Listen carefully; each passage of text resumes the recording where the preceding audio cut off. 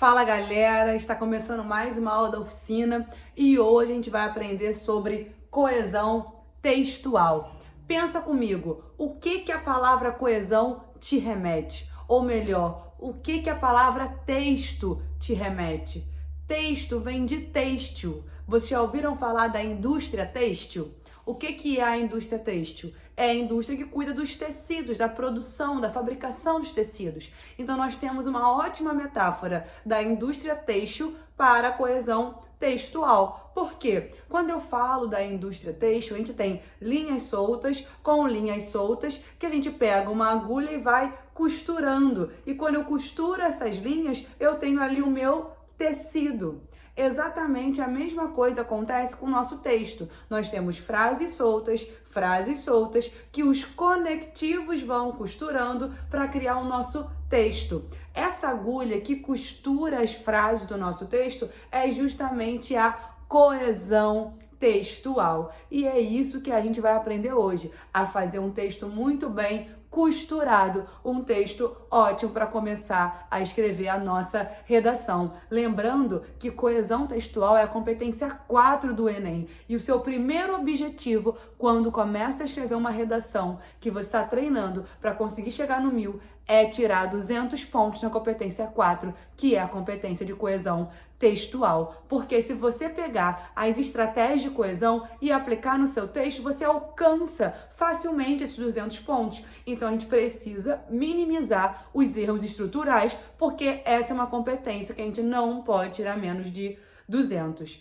As competências que são mais rígidas nas pontuações, que a gente pode dar margem para uma pontuação menor, mas a competência 4 tem que ser sempre 200. Então essa é a sua primeira meta, conseguir 200 na competência 4. Aí depois você vai alcançando 200 em cada competência até chegarmos no 1000. Beleza? Então, para começar, nós temos basicamente dois tipos de coesão. A primeira é a coesão referencial. Como o próprio nome referencial já diz, ela vai fazer referência. Teremos palavras no texto que se referirão a outras, sejam palavras que foram ditas anteriormente a esse termo ou palavras que serão ditas posteriormente a esse termo. Como assim, prof? Toda vez que eu faço referência ao que já foi dito, eu tenho uma referência anafórica. Toda vez que eu faço referência ao que vai ser dito, que ainda vai ser escrito no texto, eu tenho uma referência catafórica. Então eu trouxe aqui para vocês um exemplo de anáfora.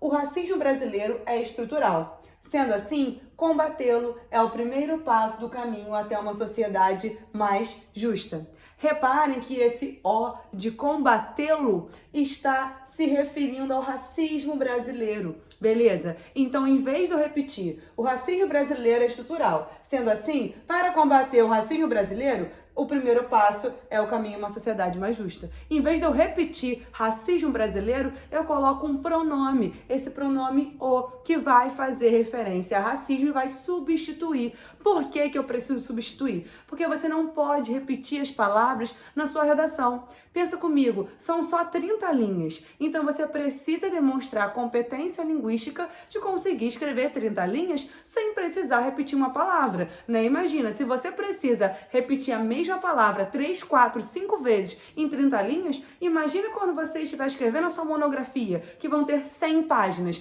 Quantas vezes você não vai repetir uma palavra? Então é importante que em 30 linhas você mostre que você tem competência linguística para não repetir palavras. Prof, nunca eu vou repetir? Não, em alguns casos você precisa repetir. Por exemplo, quando você tem termos técnicos. Tem alguns termos técnicos que não têm um sinônimo perfeito. Então a gente precisa repetir esse termo técnico. Às vezes, quando ele é um estrangeirismo, por exemplo, quando eu falo de bullying, você tem margem para repetir o bullying porque é um termo estrangeiro. Ou quando você tem um neologismo como uberização. Então acaba que alguns termos são passíveis de repetição. Mas o ideal é que até esses você não repita. E se caso seja muito necessário repetir, você pode repetir em parágrafos distantes, nunca no mesmo parágrafo, porque quando é no mesmo parágrafo, você consegue fazer anáfora e catáfora, como é o caso desse pronome o aqui. Beleza? Esse é um exemplo de coesão referencial anafórica. Vamos a um exemplo agora de coesão referencial catafórica. Olha aqui o fragmento que eu trouxe para vocês. A solução para a desigualdade social é esta: aumentar o número de projetos assistencialistas. Repare que o pronome esta está aqui para anunciar uma informação que ainda vai ser dita. Por isso, inclusive, que ela vem acompanhada de 2 pontos, que mostra que esse esta está se referindo o número de projetos assistencialistas. Então, eu tenho aqui uma referência catafórica. Vocês já viram esse conteúdo teórico dentro da aula de língua portuguesa. Aqui eu estou só trazendo para o texto como que você aplica esse seu conhecimento linguístico dentro da sua redação modelo Enem. Beleza? Então repare que o esta se refere ao que vai ser dito, porque o essa se refere ao que já foi dito. O essa é um pronome anafórico, enquanto o esta é um pronome catafórico. Beleza? Além da coesão referencial anafórica e catafórica, a gente também tem algumas estratégias que estão dentro da anáfora e da catáfora, só que em outros exemplos, com outros nomes. Por exemplo, com estratégias de figuras de linguagem. Como assim? Olha o primeiro exemplo. Os jovens lutam pelos seus direitos, os adultos pela segurança e estabilidade. Reparem que seria muito comum e até provável que alguém escrevesse essa frase da seguinte maneira: os jovens lutam pelos seus direitos, os adultos lutam pela segurança e estabilidade. É uma possibilidade de escrever essa frase. Só que na sua redação você pode repetir a palavra? Não. E aí estaríamos repetindo o lutam 2 vezes. Então, qual é uma estratégia que você pode utilizar para evitar a repetição do lutam? Você usa a elipse, que está marcada por essa vírgula. Por que que você precisa marcar a elipse com a vírgula? Porque quando você bota a vírgula, você deixa claro para o seu corretor que você fez a omissão do verbo lutar de propósito. E não foi um erro e nem sem querer. Foi algo realmente pensado e planejado para você. Você mostra que você de fato tem conhecimento linguístico desse recurso para evitar a repetição, que é a elipse. Então, a gente omitiu o verbo lutam e colocou uma vírgula para poder evitar essa repetição. Aqui nós temos outro exemplo de outra estratégia que você pode utilizar para evitar repetição no seu texto, que é o seguinte: o cidadão que infringe as leis deve ser punido, pois a população precisa de bons exemplos da atuação dos órgãos fiscalizadores. Repare que para não repetir a palavra cidadão, ele utilizou a palavra população. Aqui nós temos um caso de hiperônimo. Uma forma abrangente de você se referir a cidadão é falando população, porque cidadão é um indivíduo e população é um hiperônimo de indivíduo. E eu ainda poderia utilizar um hipônimo de cidadão. O que seria um hipônimo de cidadão? Seria algo mais específico do que cidadão, como por exemplo, brasileiros. Quando eu falo brasileiros, eu falo de uma população que tem cidadãos e que eles são da nação brasileira. Então a gente vê aqui nesse triângulo que nós temos um hipônimo, brasileiros, um termo, cidadãos, e um hiperônimo, população. Beleza? Essa estratégia de utilizar hipônimos e hiperônimos é uma ótima estratégia, porque às vezes vocês ficam só pensando em sinônimos e sinônimos, só que chega uma hora que os sinônimos acabam. Então, para você não repetir nem o sinônimo, você precisa utilizar recursos como a elipse, como os hipônimos, como os hiperônimos e os pronomes, como foi o caso do primeiro exemplo do o, para você não repetir palavra desnecessariamente. Beleza? Vamos falar agora da coesão sequencial, que o nome dela já diz. Ela serve para dar sequência ao texto, para você conseguir escrever o seu texto com fluidez, para não parecer que as frases estão soltas, para mostrar que seu texto está muito bem costurado. E vem aqui um exemplo. O Brasil é um país que se desenvolve para melhorar a vida dos brasileiros. Qual é o primeiro recurso que aparece aqui que evita a repetição? É esse pronome relativo que. Por quê? O que o pronome relativo faz? Ele substitui a repetição de um termo anterior. Como que seriam as linhas que foram costuradas pelo pronome relativo nesse exemplo? Eu poderia ter: o Brasil é um país, primeira linha, primeira frase. E segunda linha, o Brasil se desenvolve para melhorar a vida dos brasileiros. Como que eu faço para juntar essas duas linhas? Em vez de repetir Brasil e falar o Brasil é um país e o Brasil se desenvolve para ajudar os brasileiros. Para evitar a repetição de Brasil, eu uso esse pronome relativo, que a função dele é justamente essa, evitar a repetição. Então, eu pego essas duas linhas, essas duas frases, costuro com pronome relativo e crio um período coesivo como esse aqui. O Brasil é um país que se desenvolve para melhorar a vida dos brasileiros. E por que eu mostrei que o para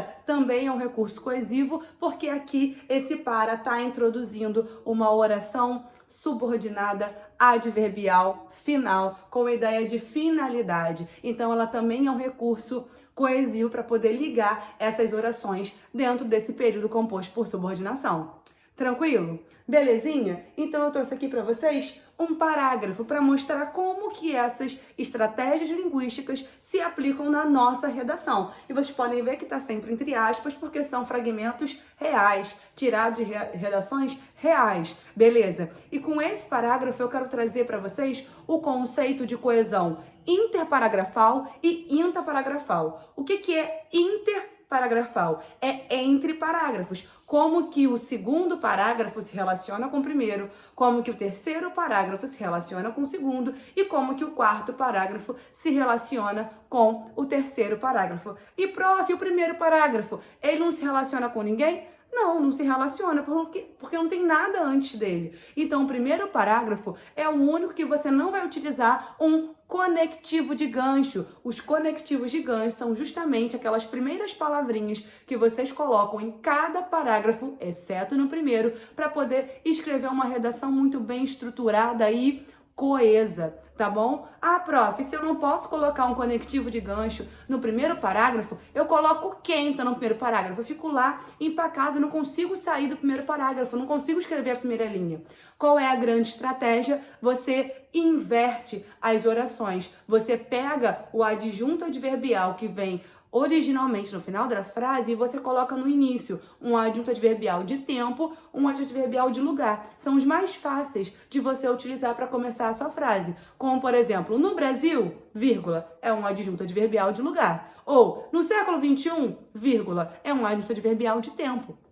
Então, no primeiro parágrafo, você pode usar essa estratégia de inverter a ordem da sua oração, de modo que os adjuntos adverbiais que estariam no final da frase, porque são termos acessórios que vêm de fato no final, eles vão ser colocados para o início, que aí evita você começar a sua redação, por exemplo, com artigo, né? Que isso às vezes incomoda começar a redação com a sociedade brasileira, né? Então você consegue começar a sua redação sem problema nenhum, muito bem estruturada, com uma inversão da ordem direta, colocando os adjuntos adverbiais no início da frase. Mas como estamos dando um exemplo de um parágrafo que tem coesão interparagrafal, eu trouxe aqui o segundo parágrafo da redação, que diz assim: primeiramente, o historiador Nicolai, ao caracterizar o processo de globalização, comparou o sujeito inserido nesse processo a uma pessoa que faz uma viagem montanha-russa, mais especificamente no loop de uma. Para Tchevenko, eu não sei falar isso, vocês perceberam, né? A perda de referências sofridas no loop de uma montanha-russa é semelhante à sofrida na constante corrida de avanço tecnológico e progresso da sociedade contemporânea. Seja na arte ou nas relações sociais, o sujeito globalizado parece estar sozinho, desorientado e à procura de algo. Essa procura muitas vezes se traduz na compra e apologia de mercadorias ou consumismo. Quais são os recursos coesivos que a gente encontra nesse parágrafo? Primeiro, um recurso de coesão interparagrafal, que é começar o parágrafo com primeiramente.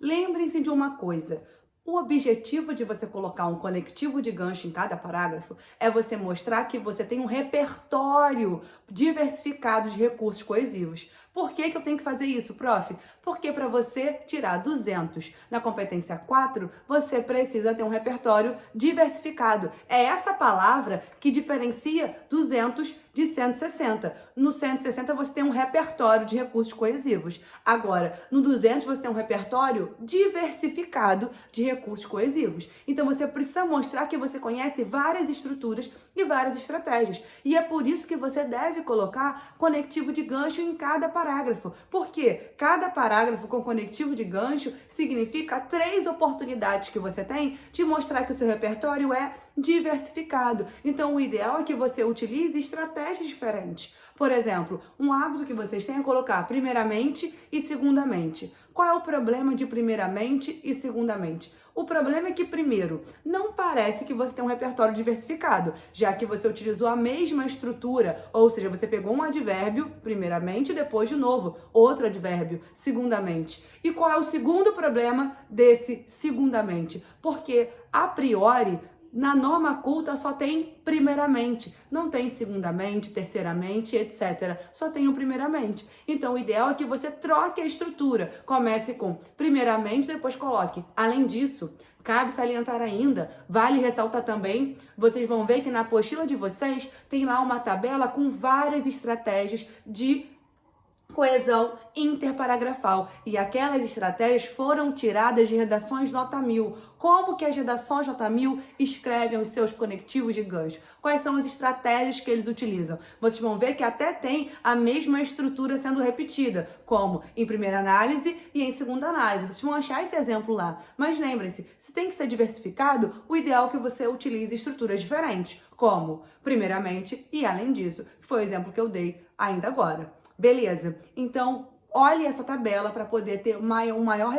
repertório de conectivos de gancho. Mas não é só esse recurso coesivo que tem nesse parágrafo. Esse é o recurso interparagrafal. Agora, intraparagrafal, dentro do parágrafo, nós temos outros recursos, como, por exemplo, esse para. Esse para é justamente o que eu orientei vocês a fazer no parágrafo de introdução. É quando você pega uma adjunta adverbial e coloca no início. Aqui eu tenho em para... eu tenho um adjunto adverbial de finalidade, uma ideia de finalidade no final. Ou seja, eu peguei isso que deveria estar no final, essa ideia de finalidade, e coloquei no início. O que acontece? Qual seria a ordem direta dessa frase? Seria a perda de referências sofridas no loop de uma montanha-russa é semelhante à sofrida na constante corrida de avanço tecnológico e progresso da sociedade contemporânea para o autor. Essa é a ordem direta, mas quando eu coloco ao contrário, eu utilizo esse para, essa preposição, como um conectivo, porque a função do para, de uma preposição, é justamente conectar palavras. Então, a gente consegue utilizar essa característica da preposição quando eu inverto a ordem dos termos, colocando os termos acessórios no início da frase. Essa é uma estratégia de recursos coesivos, porque pensa, se não tivesse com a ordem invertida, começaria com artigo, e o ideal é que depois de cada ponto, você tenha um conectivo para ligar essa frase, esse período, ao próximo período que está sendo escrito. Então, essa é uma estratégia boa. Beleza? Outra estratégia, utilizar outros tipos de conectivos, como as conjunções coordenativas, que é o caso do seja e do ou. São conjunções coordenativas alternativas. Só que o ideal, quando você usar o seja, que você repita o seja, porque ele vem em dupla, é seja, seja, ora, ora, quer, quer. Então, o ideal seria, seja na arte, seja nas relações sociais, o ideal seria que fosse o seja, seja, ora, ora, quer, quer, e não seja e ou. Mas vocês podem ver que foi produzido esse parágrafo dessa forma, porque mesmo assim continua sendo um recurso coesivo, porque continuam sendo conjunções, mas o ideal que seja, seja, seja, ora, ora, quer, quer, ou apenas o ou. Tudo bem? E depois temos aqui, ó, o essa. Repare que o essa está se referindo ao período anterior. Por isso que a gente usou o essa, porque é um pronome anafórico. Se a gente tivesse usado o esta, a gente teria se equivocado nessa estrutura. Porque o esta se refere a algo que vai ser dito. E nesse caso, a gente está querendo se referir a algo que já foi dito. Uma anáfora e não uma catáfora. Beleza? Tranquilo? Vocês também vão achar uma tabela na apostila de vocês com esses conectivos, tendo uma lista por sentido. Ah, eu quero acrescentar uma informação. Aí você vai lá na tabela e vê lá, conectivos com sentido de adição. Tem vários conectivos. Ah, eu quero opor as ideias. Procura lá, oposição. Ah, finalidade. Procura lá, finalidade. Que você vai conseguir encontrar várias estratégias para você nunca mais precisar repetir conectivo e nem palavras. Tranquilo? Beleza? Então vamos agora para a discussão do tema da semana. E o nosso tema é produção e gestão de lixo no Brasil. Gente, A primeira coisa que a gente faz diante de uma frase tema sempre é diferenciar tema de assunto. Por quê, prof? Porque quando você fala só do assunto e não fala do tema, você gera um tangenciamento. E qual é a penalidade do tangenciamento? Que em vez de você tirar 200 na competência 2, você tira 40. Então, para você não cair em tangenciamento, você precisa marcar qual é a palavra-chave do tema.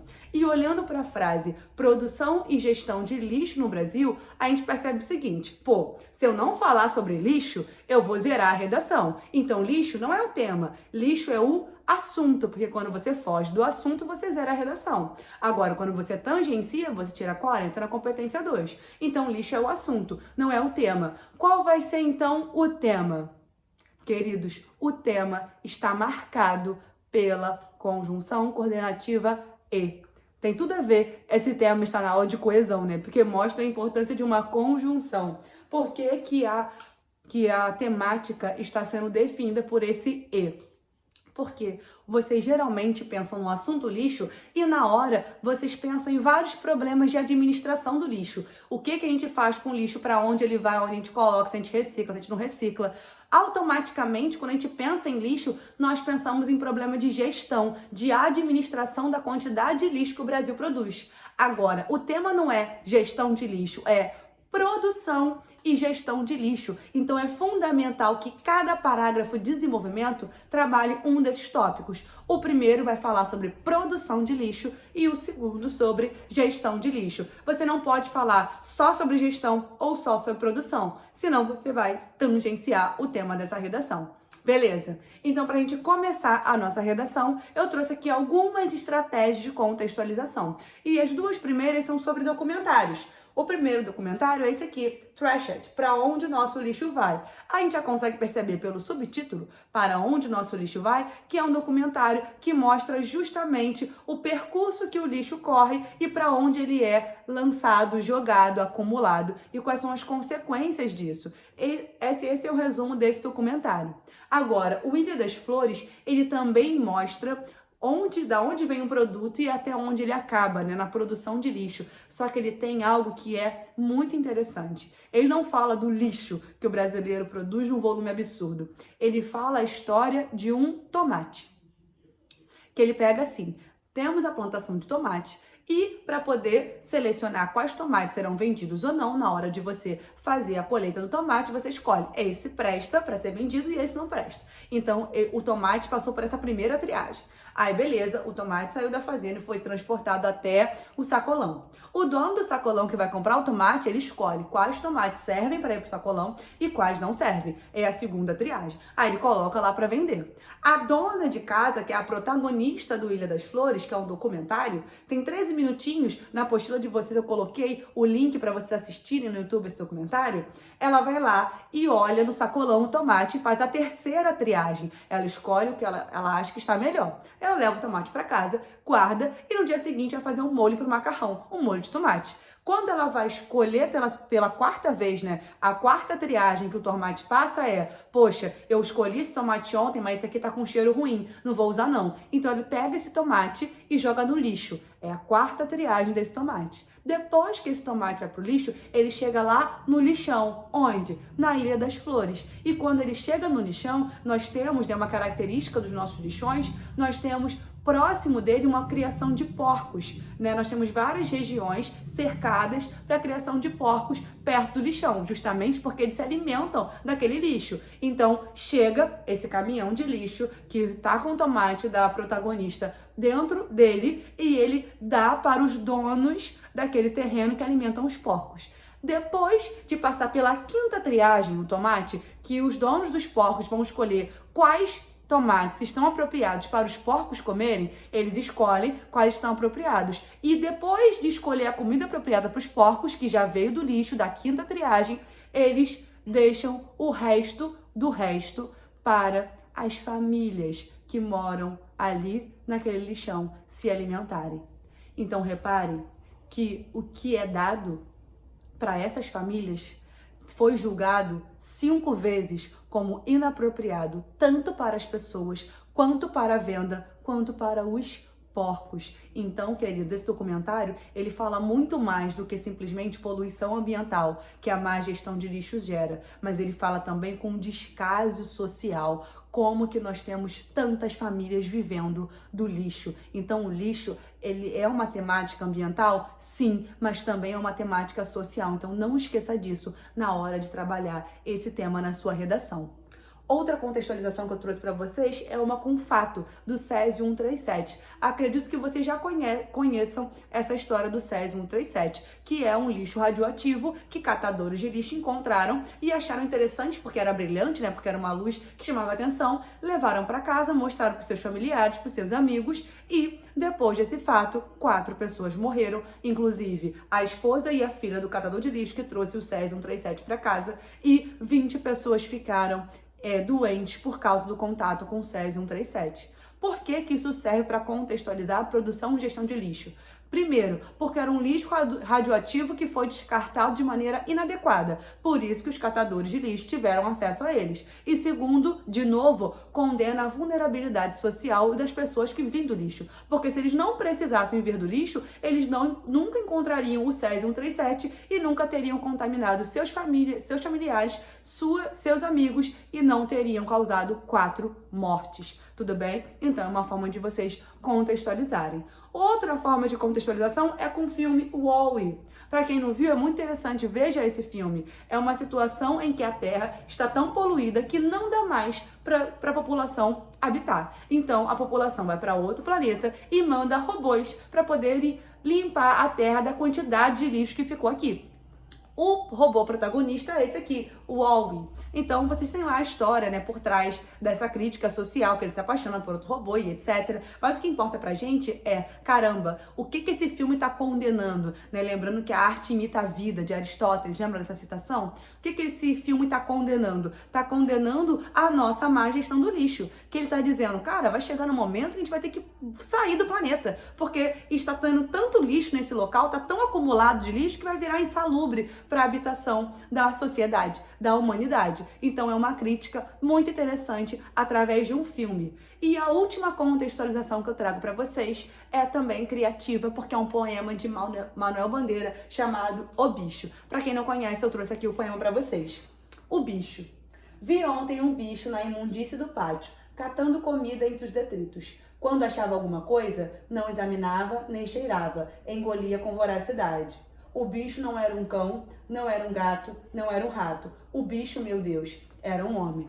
Então, mais uma vez, a gente tem uma contextualização que contempla não só o problema do lixo, que existe o lixo, e é por isso que ele estava catando comida entre os detritos, entre o lixo que estava ali acumulado, mas que é o homem que está se submetendo a essa condição de viver do lixo, porque não tem uma outra forma de subsistência. Por isso que o bicho, meu Deus, era um homem. Então essa é uma forma de contextualização para você abarcar tanto o problema ambiental quanto o problema social. Então vamos agora para o nosso primeiro parágrafo de argumentação, que fala justamente da produção de lixo. E qual é o grande motivador da nossa produção de lixo no Brasil e no mundo de maneira geral? É o nosso consumismo exagerado. E por isso que não é consumo, é consumismo. É a mentalidade de se consumir cada vez mais e cada vez mais. E pensando em século XXI, qual é a grande causa do nosso consumismo? Além de ser uma ideologia, além de ser algo para satisfazer nossos desejos, nós temos uma causa mais concreta que você pode colocar na sua redação, que é a obsolescência programada. O que é isso? É quando um aparelho eletrônico é programado para ficar ruim em pouco tempo, justamente para movimentar a economia e te fazer descartar esse aparelho eletrônico e fazer você comprar outro. Como, por exemplo, quando o celular ele não tem mais memória, ele tá ótimo, em ótimo estado, nada aconteceu com ele, nunca caiu no chão, mas do nada você não consegue mais mexer. Ele trava o tempo inteiro e ele não tem mais memória. Só que quando você comprou, ele tinha o máximo de memória possível da época. E um ano depois, 1 ano e meio, ele já começa a ficar com a memória lotada e que inviabiliza utilizar um smartphone hoje, que precisa de muita memória porque nós usamos muitos aplicativos. Então essa é uma forma da obsolescência programada se concretizar dentro dos nossos aparelhos eletrônicos. Porque se a gente pensar nos celulares de antigamente, eles duravam anos e mais anos. E os celulares de hoje, apesar de serem mais tecnológicos, não duram tanto. Por quê? porque eles são submetidos a essa obsolescência programada. E qual é o grande problema disso? Nós temos uma alta quantidade de lixo eletrônico. Ah, prof, o que tem? Tem muito lixo eletrônico. Porque é muito mais difícil de você cuidar desse lixo eletrônico e ele é muito mais tóxico. Então, aquela ideia de que vai ser ótimo utilizar tablet, porque agora, em vez de usar tanto papel, a gente vai usar o tablet. Só que adianta a gente substituir 10 mil folhas de papel por um tablet, se a cada um ano e meio eu vou trocar de tablet e eu não vou reciclar, eu não vou fazer nada com esse material, ele é tóxico, radioativo e vai virar um acúmulo de lixo absurdo. A gente precisa, sim, substituir as matérias-primas para não degradar o meio ambiente por meios eletrônicos. Só que esse meio eletrônico não pode virar um lixo pior do que seria a folha de papel, que senão seria uma contradição. Beleza? E por que esse é um ótimo argumento do lixo eletrônico para falar de produção e gestão de lixo no Brasil? Porque nós temos, aqui eu trouxe para vocês como uma fundamentação, que o Brasil é o maior produtor de lixo eletrônico da América Latina e o 7º maior produtor de lixo eletrônico do mundo. Então essa é uma prova de que o lixo eletrônico, de fato, é uma pauta que deve ser discutida no Brasil. E uma outra forma de você fundamentar, já que decorar dados estatísticos não é algo muito fácil, é com uma alusão histórica, como a terceira revolução industrial. Com a produção em massa, nós temos muito mais produtos sendo feitos com muito mais velocidade, o que possibilita o consumismo. E não só que possibilita, mas necessita do consumismo para fazer a economia girar. E é por isso que a obsolescência programada existe. É uma estratégia econômica para garantir que o capital vai ficar girando com a sua compra e descarte de produtos. O problema é justamente esse descarte inadequado desses produtos. Beleza? Outra fundamentação possível é você falar sobre esse dado aqui. No Brasil, hoje, nós temos mais de 230 milhões de celulares ativos no Brasil. Nós temos 210 milhões de habitantes e 230 milhões de celulares. O que isso significa? Que tem mais um celular por habitante? Mais do que isso, queridos, porque pensa, quantos brasileiros não têm acesso a um celular, a um telefone? Então não é que cada brasileiro tem mais de um celular, mas que eu tenho poucos brasileiros tendo muitos celulares, e é a prova da obsolescência programada junto do nosso consumismo. Para que eu preciso de tantos aparelhos eletrônicos, tantos celulares? Porque quando a gente analisa os aparelhos eletrônicos, nós também temos uma média de 3 aparelhos eletrônicos por cidadão. Pensando em tablets, celulares, computadores, notebooks, nós temos também uma média alta. Então a gente precisa pensar sobre essa nossa produção de lixo, no caso eletrônico. E uma fundamentação transdisciplinar que você pode colocar é sobre o paradoxo da sustentabilidade de Anthony Giddens, que é um sociólogo britânico. O que ele fala? Por que ele fala que é um paradoxo da sustentabilidade? Porque nós, enquanto sociedade, dentro do tema sociedade brasileira, entendemos que é importante consumir menos, entendemos que os nossos hábitos de consumo, eles degradam o meio ambiente, que a gente precisa mudar. Só que na prática a gente muda? Não. Na prática a gente continua trocando de telefone de 2 em 2 anos. Na prática a gente tem em casa um computador, um notebook, um tablet, um iPad. Na prática a gente não faz aquilo que a nossa consciência entende como certo, que é parar de degradar o meio ambiente. Por isso que ele chama de paradoxo. Ao mesmo tempo que a gente é consciente, que a gente sabe que não deve fazer isso, porque isso faz mal ao meio ambiente e à sociedade, a gente continua fazendo. Então você pode fundamentar com o paradoxo de Giddens e terminar o seu primeiro parágrafo de desenvolvimento. E vamos para o nosso segundo parágrafo, que tem que falar necessariamente da gestão do lixo. E eu trouxe aqui, como uma forma de argumento, falar da infraestrutura precária. O que é infraestrutura precária? É a falta de aterros sanitários e coleta seletiva. Qual é o problema de não ter aterros sanitários e coleta seletiva? Porque isso gera uma degradação tanto ambiental como social. Como assim, prof? Degradação tanto ambiental como social? Eu trouxe esses exemplos dentro das fundamentações. A primeira é que nós temos 3 milhões de lixões funcionando no Brasil. Ou seja, olha quanto lixo a gente acumula nesses lugares. 3 milhões de lixões que deveriam ser aterros sanitários e não lixões. Porque quando é lixão, ele submete àquela situação que a gente contou no início da aula sobre Ilha das Flores. Então, a gente precisa transformar todos esses lixões em aterros sanitários. A prova de que a nossa infraestrutura é precária é justamente a existência desses lixões. E qual é o grande problema deles existirem? Primeiro, problemas ambientais. Contaminações de lençóis freáticos pelo chorume. Quando eu tenho um aterro sanitário, ele é preparado para evitar que o chorume entre em contato com o lençol freático. O lixão não tem esse preparo, então o terreno pode ser uma forma de fazer o chorume chegar até o lençol freático, gerando essa degradação ambiental.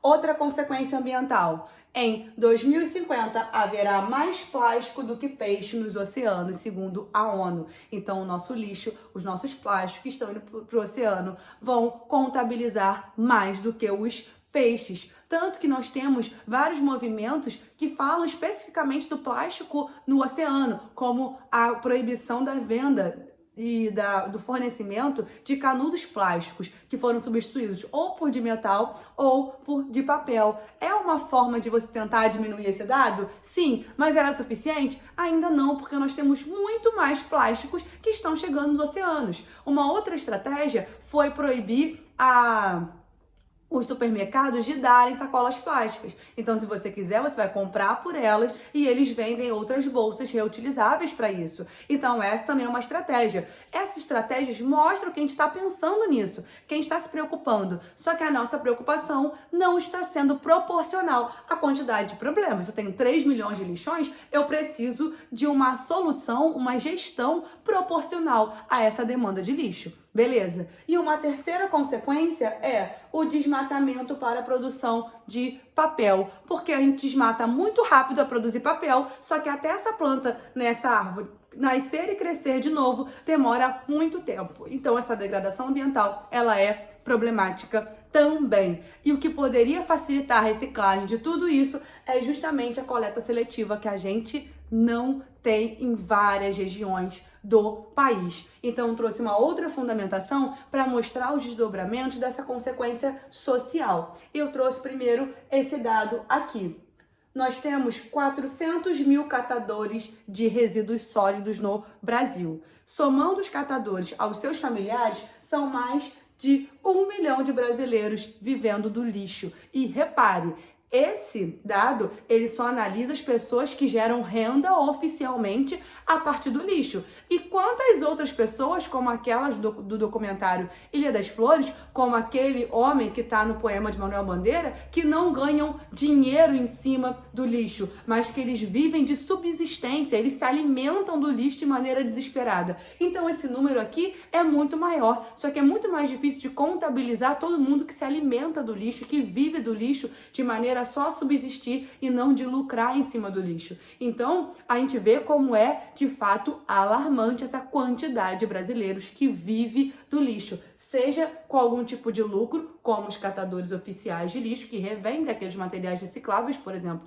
que eles encontram, seja as pessoas que vivem por necessidade, para se alimentar. E quais são as consequências dessa realidade, dessa degradação social? Primeiro, a economia brasileira perde cerca de 120 bilhões por ano em produtos que deixam de ser reciclados. Por que essa fundamentação, esse dado é importante para falar de degradação social? Pensa comigo, se a gente tivesse uma coleta seletiva e uma reciclagem eficaz, a gente poderia pegar esses 120 bilhões que são jogados no lixo todo ano para dar assistência a essas famílias que vivem do lixo, para que elas pudessem sair dessa realidade, fazer projetos assistencialistas. Então a gente está perdendo esse dinheiro por má gestão do lixo e legitimando a vulnerabilidade desses cidadãos brasileiros que vivem do lixo até hoje. Beleza?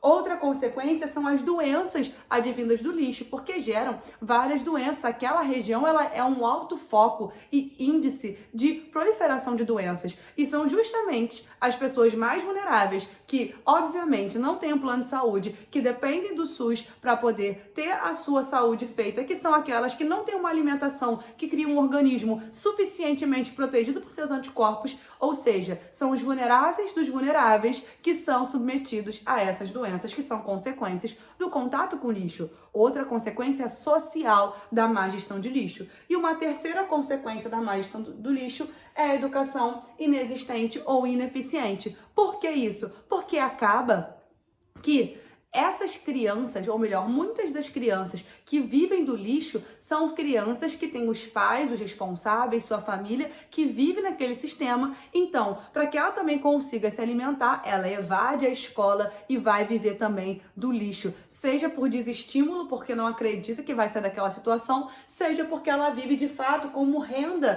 familiar a venda de resíduos sólidos, como esse dado traz pra gente. Então, queridos, nós temos aqui uma educação inexistente ou ineficiente. E qual é a consequência que uma educação ineficiente ou inexistente sempre gera? É a pobreza cíclica, porque você só sai da sua condição social se você tiver investimento em educação. Se você não tem acesso a uma educação que pode fazer ascender socialmente, você só perpetua o ciclo de pobreza da sua família, que vai ser perpetuado para os seus filhos e descendentes. Beleza? Então, assim a gente termina o nosso segundo parágrafo de desenvolvimento.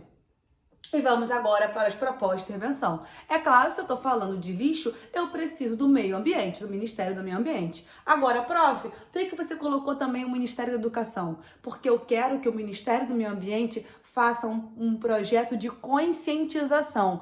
Prof, por que isso? Porque a conscientização pode ser uma proposta de intervenção para qualquer tema, porque todos os temas precisam de conscientização social. Mas nesse caso específico, a conscientização é fundamental. Sabe por quê? Porque os 3 R's da sustentabilidade viraram 5. Como assim, prof? A gente tinha antes reciclar, reduzir e reutilizar. A gente tinha esses 3 R's. Só que com esses 3 R's de responsabilidade, a gente sempre pensou e sempre associou os 3 R's ao governo, que ele deveria reciclar, ele deveria reutilizar. Por quê? Porque a gente precisa que o governo ofereça uma infraestrutura de coleta seletiva para que eu possa mandar os materiais recicláveis que iriam para o meu lixo misturado com orgânico para outro local. Mas se não tem coleta seletiva no meu bairro, como que eu vou fazer isso? Então a gente tinha uma mentalidade que os 3 R's eram aplicados pelo governo ou dependiam muito do governo. E sabe o que aconteceu? Esses 3 R's viraram 5. E esses 2 que foram acrescentados, eles são necessariamente referentes à população. E eu trouxe aqui essa imagem. Antes nós tínhamos somente reduzir, reutilizar e reciclar. Agora a gente tem recusar e repensar. O que é recusar? É você, consumidor, se recusar a comprar produtos de empresa que vocês sabem que degradam o meio ambiente, de empresas que não adotam carbono neutro. O que é o carbono neutro? É quando você produz um produto que polui o ambiente, mas para compensar essa taxa de carbono que você vai emitir com a produção do seu produto, você faz, por exemplo, plantio. Você investe em alguma estratégia para compensar aquela sua poluição pelo carbono, é o carbono zero, tudo bem? Então, se você sabe que aquela empresa, que aquele produto é fabricado por um local, por uma indústria que degrada o meio ambiente, recuse comprar esse produto, recuse utilizar esse produto, porque numa sociedade que nós temos tão globalizada, nós temos várias alternativas do mesmo produto, nós temos vários tipos de celulares, vários tipos de livros, vários tipos de roupa, então você pode se dar ao luxo de recusar aquele que degrada mais o meio ambiente e privilegiar aqueles que têm o selo verde, aqueles que declaradamente são favoráveis ao meio ambiente e fazem isso ser verdade dentro da sua produção. E o repensar é justamente a conscientização. Você pensar, caraca, será que eu preciso mesmo ter um computador, um celular e um tablet? Será que o meu celular já não funciona como um tablet? Será que eu preciso trocar de celular de 2 em 2 anos porque saiu um mais moderno com uma câmera melhor? Esse é o repensar, que é justamente a conscientização. E é por isso que eu juntei o Ministério do Meio Ambiente com o Ministério da Educação, para que eles façam campanhas e aulas abertas sobre isso. Beleza, essa proposta de invenção é para solucionar o problema do consumismo, que é o problema de produção de lixo. Agora, para solucionar o problema de gestão de lixo, a gente pode acionar o Ministério da Economia. O que o Ministério da Economia tem a ver? Ele tem a ver por causa da proposta da economia circular. Para quem não sabe o que é isso, eu trouxe aqui uma imagem que ilustra muito bem esse processo. O que é a economia circular? Hoje a gente vive basicamente na economia linear. O que seria economia linear? Que você tem matéria-prima, manufatura, distribuição, consumo e descarte, né? É uma linha reta que você transforma a matéria-prima em lixo. Sempre assim. E isso acaba fazendo esse acúmulo muito grande de lixo. Na economia circular, não. Você tem matéria-prima, manufatura, distribuição, consumo, que vai para reciclagem, vira matéria-prima, manufatura de novo, distribuição, consumo, que vira remanufatura, que vira redistribuição, que vira reparo, que vira reuso, e depois de passar por todos esses círculos, que vira descarte. Então a gente diminui a produção de lixo e ainda recicla, reusa, redistribui, repara tudo aquilo que na economia linear logo viraria lixo. Então o Ministério da Economia poderia introduzir a economia circular como uma estratégia obrigatória a ser adotada por empresas tanto nacionais como internacionais, já que no mundo globalizado a gente tem que contemplar essas empresas também. Beleza? Espero que vocês tenham entendido e aproveitado essa aula sobre produção e gestão de lixo, para que a gente possa agora, pessoalmente, enquanto cidadão brasileiro, deixar de viver o paradoxo de Giddens e começar a praticar não só a economia circular com o reuso, o reparo, que é a nossa função enquanto cidadão, mas também com os 5 R's da sustentabilidade. Belezinha? Beijo para vocês e até semana que vem.